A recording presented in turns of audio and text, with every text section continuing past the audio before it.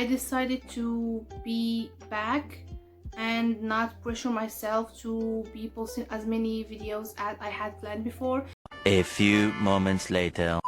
I think Sarah J. Maas heard the saying, it's not about the journey, but more about the friends that we make along the way, and took that very seriously because the side characters, man, are way more interesting than the main characters and actually more interesting than the plot.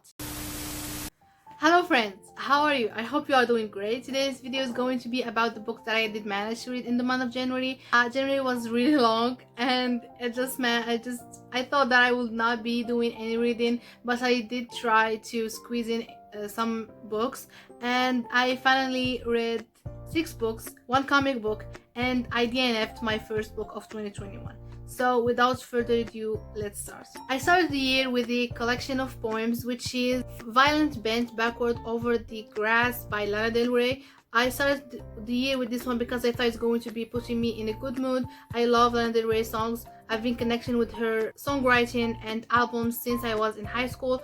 I was a fan since back then, and reading this book made me realize that I am over my Lana Del Rey phase. I mean, I still enjoy her writing, I still enjoy her songs, but the poems were just not it. They went straight over my head, and I was enjoying like 1 or 2 poems. But I think this is kind of the books that you should be reading not in a really short period of time. That this is kind of book that you will be picking up, just read 1 or 2 poems and not cramming many poems at the same time into your mind in a really short period. So I think I'm going to be giving it a reread, but not in the near future, to be honest. This was my first book of 2021. I gave it a 2.5 stars. It was really generous, to be honest, but I did enjoy some poems and did not enjoy the others, and it was Lana Del Rey, to be honest. That's why I gave it a 2.5. Just take a shot every time I say to be honest. The next book was a comic book. It is by Tysoe, I think. Please, if I'm pronouncing her name wrong, don't comment me in the comments. But she's called Wazabini, and I found this one on NetGalley, and I've been following her on Instagram. She is a webcomic artist, and her comics on Instagram are so relatable. I really love them, and they are so cute and wholesome. And when I saw the opportunity to read this one through NetGalley, I did not hesitate. I read it in one sitting. It was pure, it was wholesome, it was cute, it was fun, and I recommend it for anyone who is trying to be put in a good mood and to feel this innocence of being a child and just seeing something that we take for granted today, but just will fill your heart with warmth. And I really loved reading it. I gave it 3.5 stars.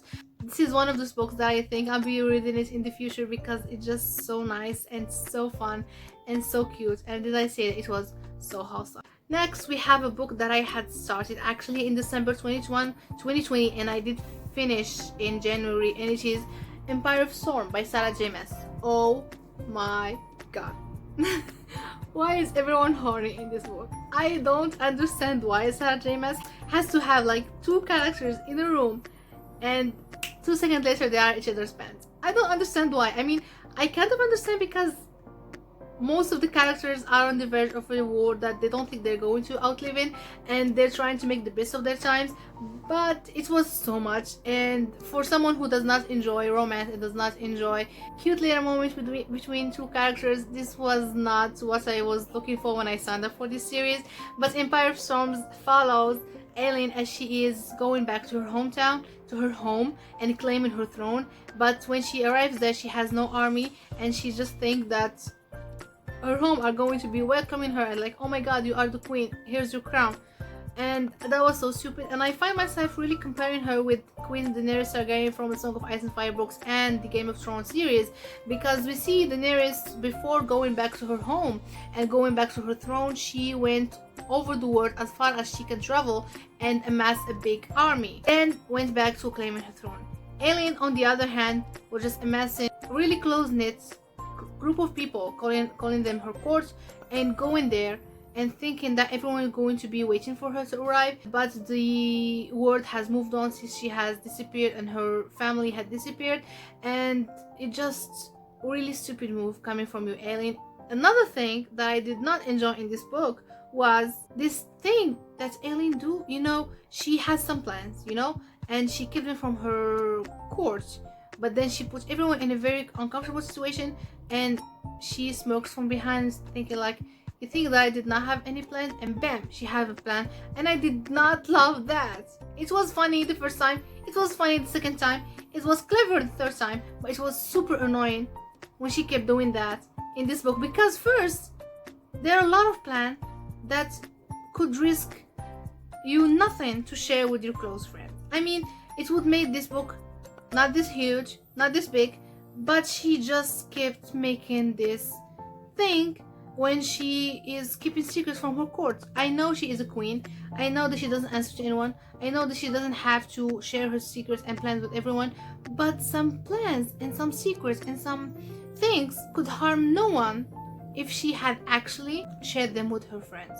So this one thing really annoys me. Another thing I did not enjoy was how the relationship between Dorian and Manon was blossoming. I know the relationship was coming. I know the love story is going to be somewhere in this book, but I did not love the way it was introduced. I did not love how Dorian still had some PTSD to deal with, but was jumping a new relationship. I did not love how Manon was described as this really strong female character, but when it comes to love and when it comes to her choosing someone to be sharing her bed in her life, she was making stupid mistakes and she was so vulnerable, and it does not fit with Manon's personality. I think the character was trying to show us that despite Manon being this monster and being this hard to reach character, she has some soft spots, and it was introduced in a very wrong way, and their relationship was cringy. I was not enjoying it and I was not liking it at all, but I was enjoying Lorcan and Elide cute moment together. Oh my god, they were so cute, they were so fun to read, and unlike some relationship, and I'm looking at you, Rowan and Aileen, it was introduced and blossoming in a really cute way, and actually the relationship makes sense because they were spending more time together and they were getting to know each other and they were showing each other's vulnerability and soft spots. Unlike Rowan and Aileen, who were just one day at each other's throats, and then the next book he was claiming her as his mate. She was risking her life for him, and it made no sense. And I don't think if I had mentioned this one, but I really understand why I was not enjoying Rowan and Ellen relationship, because when I was reading Holly Black, The Cruel Prince, and we get to meet Carden and Jude, first they were each other's enemy and she did not like him and he thinks that she was weak and human and just vulnerable to anything that could come her way, and I was not enjoying the book. But the second and third book were really redeemable and I really loved them compared to the first book. And then I realized that Rowan and Aileen, Carden and Jude both fall into the category of enemies to lover trope, and now we know that enemies to lover trope is not my favorite trope, and I should have come to this realization really sooner than I thought. I now know why I don't like the relationship between Rowan and Aileen. I don't find myself confused because I've seen everyone on the internet thinking that their relationship is so cute and so fun, and they love how the mate thing is just fun. But for me it was not fun and I was not liking the relationship. I was skipping their parts a lot. So yeah, now we know why I was not loving the relationship between these two. But overall I think the end was redeemable, and that's why I gave it a 4 stars rating. The side characters were really interesting. We see some side characters are introduced for the first time. Some side characters we get to see in the last books are more focused on in this book. 4 stars rating is not bad for a book that made me want to punch wall.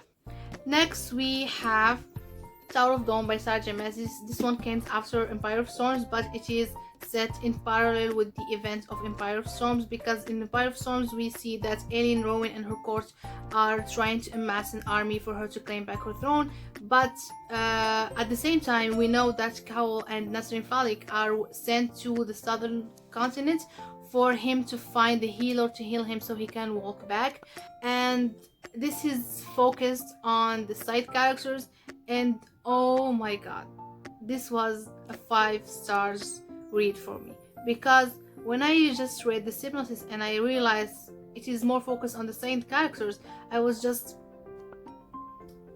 having fun. I was so happy because I was like, oh my god, no more alien. And I really love this because we are introduced to my new favorite character, which is Irene Towers. I will die for Irene Towers. And I mean it. I love her. She is badass. She doesn't take shit for anyone. And she just so good at her job. She is the best. And I love her.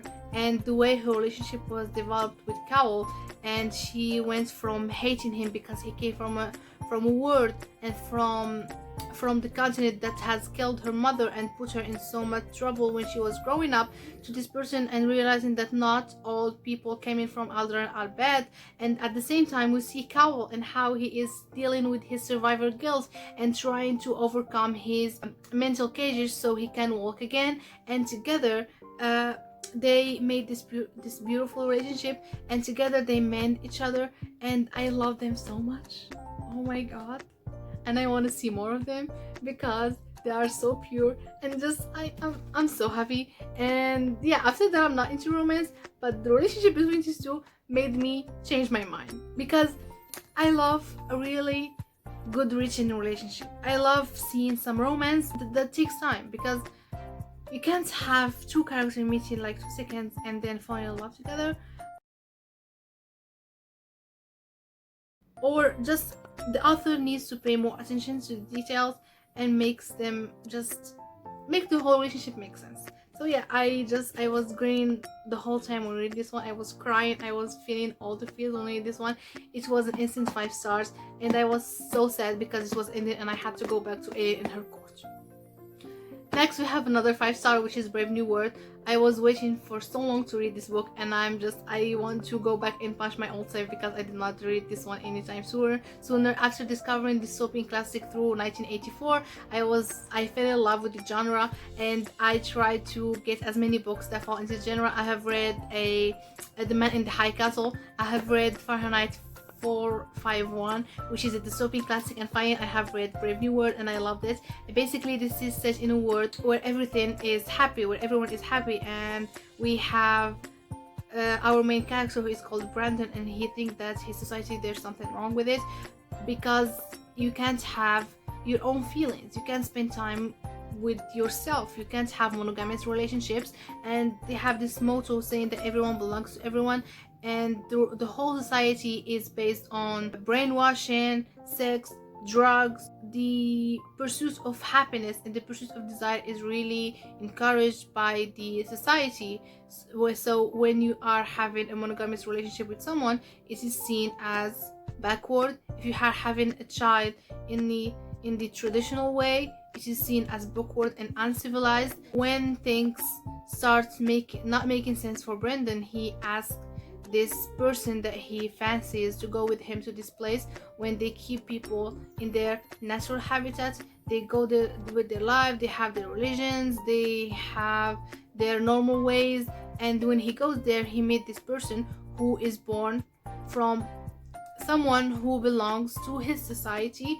So he decided to bring back this person and his mother, and we see this clash of societies, we see this clash of ideals. We have this person who grew up in this reservation, and he knows that having a monogamous relationship are encouraged and are more holy, and they are more civilized, whereas we have Brandon and he's the person that he fancies, who sees that who don't understand why he is always looking for things to make him sad and not consuming the drug which is called soma in this world. This one goes into the question if you give everything to a person, if you give him everything he desires, because what more people can desire than being happy all the time? Will that be a great world? Would that be a better world? So yeah, we just see into this world that people have to suffer, you have to cry, you have to be enjoying more art and feeling things for your life to be complete. I love this one, and I think I'm not doing it any justice because this deserves a whole video for it. And yeah, I love this one. It's for 5 stars for me, and I think I'm going to be reading it again because I cannot have my fill of it. And as I said, dystopian classic is my favorite genre, and I will be hunting every book that goes into this genre. So yeah, and I have a lot of annotation. I don't annotate my books a lot, but there's a lot of things that I think that should be revisited and be shared and be discussed in next videos. Now for not pleasant read, and it is the first DNF of 2021, and it is Feeder by Patrick Wickes. When I picked this book, I had no idea about. I found it in my local supermarket. It was super cheap, and I was like, huh, a book is a book. I'm going to be discovering this book, and I'm going to be reading it without any prejudice, without any biased opinion. And oh my god, oh my god, oh my god, I did not like it. It was so cringy. I mean, and here's the thing: when you are reading a book, sometimes you don't pick it, like you don't pay attention to his to the writer, if he is a man or a woman. But when I was reading this book, I did not know who is the writer. I did not know the gender of this writer. And when going through the page, I was like, huh, it feels like it was written from a man perspective. This was written by a man. And then I looked at the first page and I saw it is actually written by a man, because we see some attention to some details that are not that interesting, like the color of her bra and the way she wears her hair, and having to mention that she is wearing underpants or not wearing underpants. It's so bad. Like, I don't want to know about this. And this reminded me when I was watching Suicide Squad and watching the new Harley Quinn. Suicide Squad was directed by a male director, and Harley Quinn was by a female director, and you see the difference, you see the attention to some details, and that make you feel like this book was made for a man's eye, and this one was just so cringy, and the writing style was so bad, and it reminded me of reading fanfiction. I'm not saying there's something bad with fanfictions, but